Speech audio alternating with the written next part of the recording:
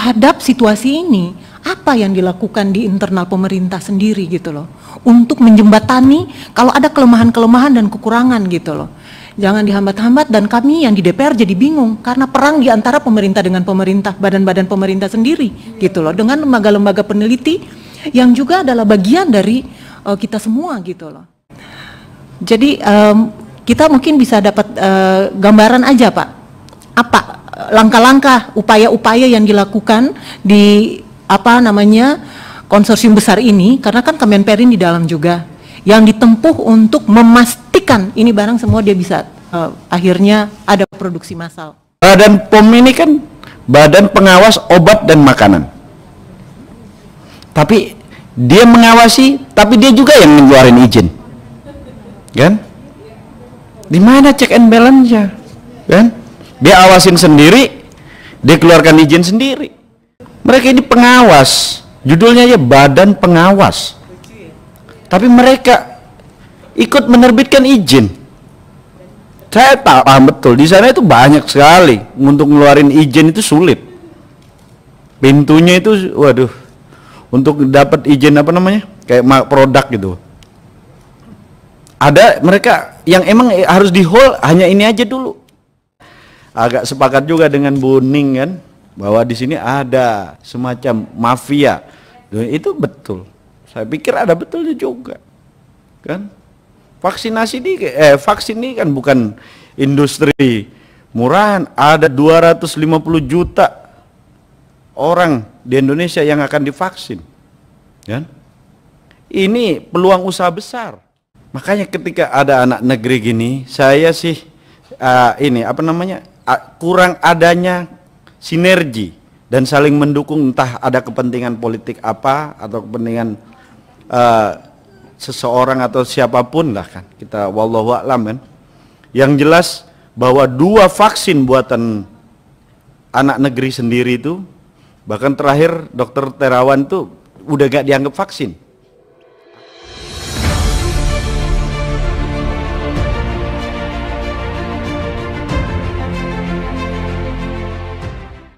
Pak Ketua, kalau boleh interaktif sedikit aja. Kalau saya boleh tahu persoalan mendasar sesungguhnya, kalau saya boleh tahu, apa yang membuat sampai 6 platform Merah Putih dan 1 platform Nusantara ini dia mundur terus? Apa sesungguhnya sumber masalahnya? Kalau dari sisi keajekan standarisasi, ada yang sudah sampai di WHO terregister, gitu loh.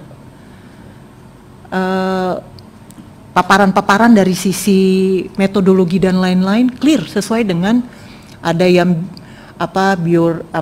rekombinan, ada yang macam-macam lah, kayak gitu loh. Saya tidak tahu detailnya ya. Di aspek apa sesungguhnya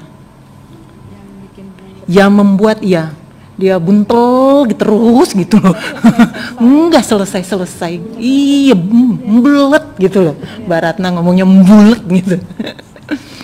Ya, jadi saya minta interaktif sebentar. Mungkin ini aja dulu pertanyaannya. Jadi kita bisa mengurai benang merahnya daripada kita rapat beribu-ribu kali nanti seperti ini lagi kejadiannya. Apa sesungguhnya persoalannya, kebutuhan dengan Komisi 7, apa yang mau kita buat gitu loh. Kita terobos bareng-bareng.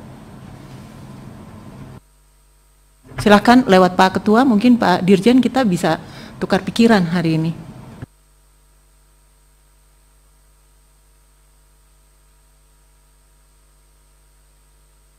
Betul, ini kebetulan memang jadi ini kita ya artinya dari rapat ini gitu ya, kita merasa bahwa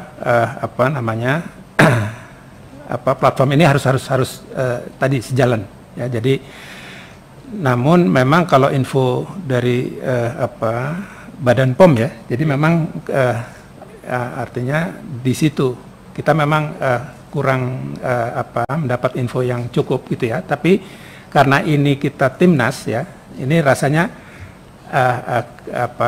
hasil dari rapat ini kita coba untuk artinya berkoordinasi lebih lanjut lagi untuk supaya ada progres yang lebih lanjut. Baik, Pak Dirjen, sampai di titik ini ini punya milik anak bangsa kita sendiri ya. Sekarang pertanyaannya, kalau misalnya ada yang masih kurang ya, saya kira Sinovac dan yang lain-lain juga mereka dengan time limit juga yang sambil jalan sambil ongoing terus untuk perbaikan. Tidak sampai, karena ini ada nyawa orang taruhannya. Jadi mereka tidak sampai 100% betul-betul ideal terus baru lepas ke pasar, enggak juga, sambil memperbaiki sesungguhnya. Jadi terhadap situasi ini, apa yang dilakukan di internal pemerintah sendiri gitu loh, untuk menjembatani kalau ada kelemahan-kelemahan dan kekurangan gitu loh. Jangan dihambat-hambat, dan kami yang di DPR jadi bingung karena perang di antara pemerintah dengan pemerintah, badan-badan pemerintah sendiri gitu loh, dengan lembaga-lembaga peneliti yang juga adalah bagian dari kita semua gitu loh. Saya ingin tahu aja progresnya sampai sejauh mana, maksudnya supaya kita nggak PHP juga di sini gitu Pak. Hari ini kita datang ini sebenarnya kan sudah dihilir karena bicara industri ya sebenarnya, sesungguhnya ini udah dihilir banget gitu. Tapi kalau tidak bicara dari hulunya ini juga, ini barang-barang semua istilah orang Ambon gak pada masak ini. Iya, iya. Jadi kita mungkin bisa dapat gambaran aja Pak, apa langkah-langkah, upaya-upaya yang dilakukan di konsorsium besar ini, karena kan Kemenperin di dalam juga, yang ditempuh untuk memastikan ini barang semua dia bisa akhirnya ada produksi massal. Mercy khusus yang vaksin Nusantara ya? Semua platform termasuk vaksin Nusantara juga, Merah Putih dan vaksin Nusantara. Loh, Merah Putih kita dengan Eijkman mungkin rapat 1001 kali rapat. Sampai kita stres Pak, kita dorong sampai tambah anggaran Pak. Aduh, itu kita sampai, aduh ampun deh, nggak bisa kita ngomong deh. Silahkan Pak Ketua, izin sebentar ya. Jadi supaya kita bisa dapat. Baik, kebetulan ya ini kan kalau kita ini kalau dari kewenangan ini kan lebih ke hilir ya, ke produksi ya. Itu memang itu ininya. Jadi ada satu kewenangan yang rasanya dimiliki oleh KL lain gitu ya, yang ya ini ya mungkin kalau kita sama-sama mengetahui gitu. Jadi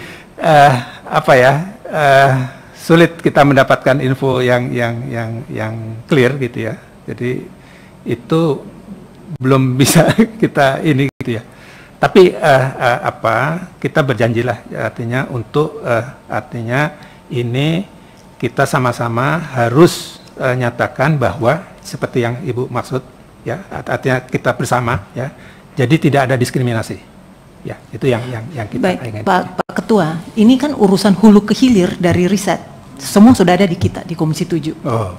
Dari BRIN dengan konsorsium risetnya semua ada di Komisi 7 ini sampai dengan Kemenperin masuk ke kita. Ya.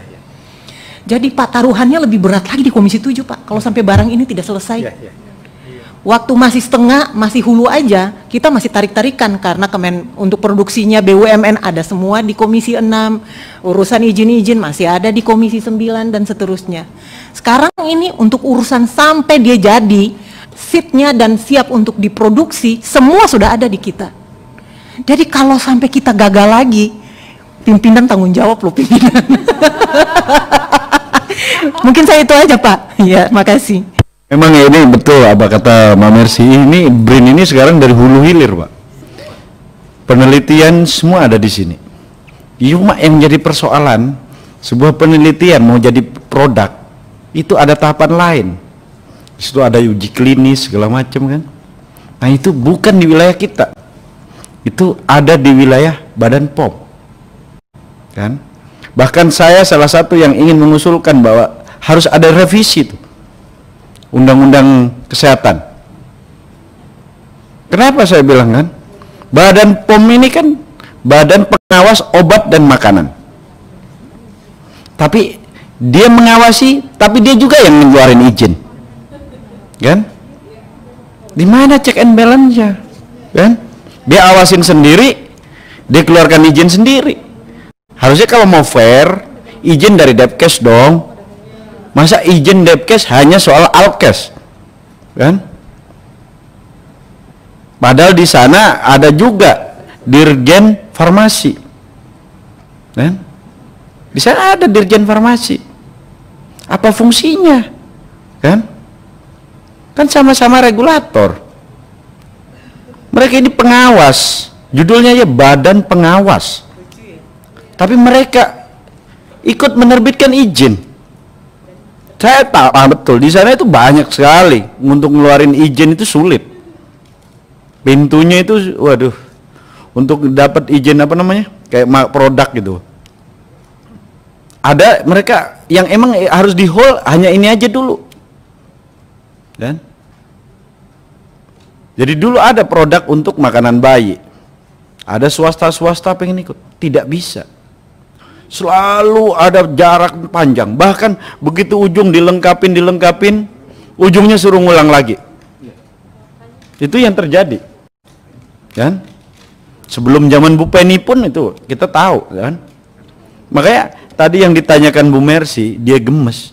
Sebenarnya saya yakin bahwa Dirjen Industri, karena bagaimanapun pandemi ini menjadi titik balik kita. Di saat kita pasca ini kegaduhan-kegaduhan dunia kesehatan, alat kesehatan, semua pada lari, kan?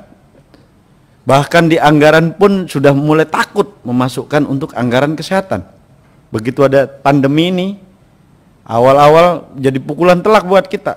Masker yang mudah aja kita susah mendapatkan, kan? Bahkan kemarin saya bilang kan, suntikan Pak, ADS untuk vaksin itu masih impor Pak. Memang dijudulinnya Raja Wali Banjaran, kan? Dan RNI, tapi barangnya bukan punya RNI, rebranding, kan? Sedangkan yang punya anak negeri di sini ada perusahaan satu-satunya anak negeri tidak diajak. Akhirnya Pak Luhut kan, OneJet tuh ADS buatan Indonesia. Tapi dia tidak dilibatkan di dalam pengadaan ataupun untuk vaksinasi ini, suntikan itu. Akhirnya Menko Maritim kemarin memerintahkan kan bahwa nikel, kita banyak nikel Pak. Kan itu bahan utamanya nikel, stainless. Tapi kenapa kita harus impor? Kan? Makanya saya bilang Dirjen Industri, Kimia, Farmasi. Kita punya bahan banyak, kan? Tempat tidur juga kita mesti impor. Saya kemarin Pertamina, saya datang ke rumah sakit yang buatan Pertamina itu, yang di Grogol, masih tetap pakai Paramount, walaupun ada beberapa emang Paramount ada dibuat di sini, kan? Bahkan ada ini ventilator juga begitu. Ada orang Indonesia kerjasama sama orang Jepang, kan? Diinisiasi Pak Rahmat Gobel, kan? Dengan NU malah waktu itu. Tidak dibeli juga, Pak. Jadi kita kadang ya benar-benar gemes bahwa emang kadang saya ada agak sepakat juga dengan Bu Ning kan, bahwa di sini ada semacam mafia. Itu betul. Saya pikir ada betulnya juga, kan? Vaksin ini kan bukan industri murahan, ada 250 juta orang di Indonesia yang akan divaksin, kan? Ini peluang usaha besar. Kita aja kaget-kaget begitu ada kan sekarang ini orang percaya isu. Coba kita bikin isu sedikit aja bahwa tempe bisa menyembuhkan COVID, sebentaran habis di pasar. Itu terjadi ketika Ivermectin kan. Ivermectin itu ada, langsung itu terjadi kegaduhan yang luar biasa. Harsen pun tiba-tiba pengen dicabut katanya. Ivermectin di India cuma 3.000, di kita ada juta. Makanya ketika ada anak negeri gini, saya sih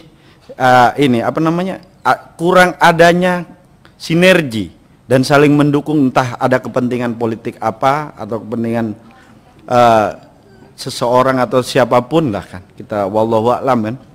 Yang jelas bahwa 2 vaksin buatan anak negeri sendiri itu, bahkan terakhir Dokter Terawan tuh udah gak dianggap vaksin, Akhirnya karena ribut kan, karena di sana ada banyak ini apa namanya, yang dukungan kan, akhirnya digeser, dia tidak masuk vaksin, dimasukkan ke terapi kan, akhirnya masuk di dirjen apa ya, tradisional ya, yang di mana, di Depkes, tidak harus Badan POM, karena mereka selalu bilang ini uji klinisnya kurang. Terawan begitu, dokter Terawan bilang kita uji di manusia langsung kan, kalau mereka uji klinis di apa, hamster kan, ini dokter Terawan uji di manusia langsung, bahkan ada anggota Komisi 7 yang ikut kan? Bahkan saya sekarang itu masih banyak orang yang ini meyakini bahwa ini, cuma kan sulit begitu masuk Peduli. Saya ada pimpinan saya kebetulan dia ini kan, dia dapat sertifikat, begitu masuk PS coba sertifikat kagak bisa Pak. Ya karena gak masuk dalam kategori vaksin gitu loh. Namun ketika diuji antibodinya itu tinggi banget Pak ya, tinggi sekali kan. Makanya saya pikir ada apa di dunia vaksin ini. Jangan-jangan saya bilang kan, begitu pemaparan dari Kepala Badan POM bahwa salah satu ini vaksin Nusantara kalau nggak salah dia mau mulai uji klinis pertengahan 2022 ya kan, udah dikasih jadwalnya begitu ya. Waktu itu kita datang soalnya, jadi waktu itu masih sampai terakhir tuh Astra kan, jadi ada 4 waktu itu yang di ini ya, alasannya banyak lah kan, walaupun kita nggak, alasannya demi ini apa namanya, keamanan kan. Nah, sekarang kalau kita mau buka, coba deh buka uji klinis yang lain, kan selalu bilang bahwa ini rahasia mereka. Kan sebenarnya tahapan itu tinggal dibuat regulasinya gimana, uji klinis ini tinggal diajukan begini kan. Jangan sampai orang cuma dibilang ini belum siap uji klinis lah, ini kan. Akhirnya terjadi ketidakpercayaan kan. Kan ini semua cikal masalahnya ini di Badan POM kan. Makanya saya bilang bahwa itu perlu direvisi Undang-Undang Kesehatan kan. Badan POM itu pengawas sekalian penerbit izin. Di mana-mana yang namanya pengawas ya pengawas. Ini pengawas ngeluarin izin juga. Gitu. Nggak match Pak kan. Terus siapa yang ngawasi? Kan? Kan bisa main ini, main di bawah meja. Ya udahlah, logo terbitin yang itu enggak kan gitu. Nah, jadi saya pikir bahwa Pak Dirjen, saya ingin bahwa Pak Dirjen tidak hanya vaksin yang ini, tapi dunia farmasi lainnya itu harus kita dukung, kimia kan. Jadi bagaimanapun Indonesia ini kaya Pak, kaya pemikir, kaya bahannya, tapi sampai saat ini ya nggak ada yang mau. Kenapa? Karena emang kita belum ada semacam reward untuk investor di sini. Coba misalnya siapa yang membangun, contohnya kan dunia farmasi, siapa yang membangun, ntar kita kurangin izin ini, nggak usah bayar, pajaknya dikurangin gitu. Kan kita harganya beda Pak. Ya, ada kawan punya pabrik masker, harganya saya bilang nggak mungkin ada yang beli. Dia jual harga 30.000, 3 ply. Sedangkan saya di samping rumah ada mobil bak terbuka, dia jual 15.000 kan. Nah ini yang jadi PR kita Pak Dirjen. Apa yang menyebabkan impor itu jauh lebih murah?